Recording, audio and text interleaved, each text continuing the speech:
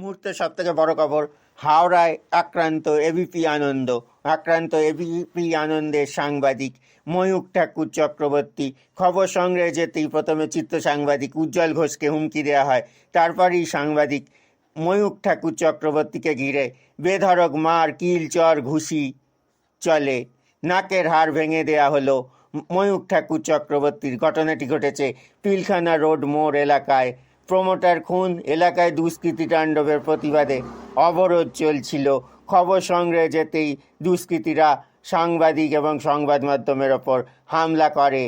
জানা গেছে, এলাকায় বেলাগাম দুষ্কৃতী দৌরাত্ম্য নিয়ে খবর করছিলেন সাংবাদিক ময়ূক ঠাকুর চক্রবর্তী। তিনি এখন একটি বেসরকারি হাসপাতালে চিকিৎসাধীন বলে সর্বশেষ পাওয়া খবরে জানা গেছে। এই ঘটনার তীব্র নিন্দা করা হয়েছে world press media club international ও ফ্রিল্যান্স প্রেস ক্লাবের পক্ষ থেকে। Chief reporter Pulak Chakraborty, input editor Samir, senior vice president Chiranjeev চ্যাটার্জির। শুধুমাত্র হাওড়া নয়, হুগলি এবং অন্যান্য জেলায় ভোটের মুখে দুষ্কৃতীদের দৌরাত্ম্য বেলাগাম হয়ে যাচ্ছে, যার একটি নিদর্শন আমাদের হাওড়ায় এবিপি আনন্দের সাংবাদিক ও চিত্র সাংবাদিকের ওপর আক্রমণ।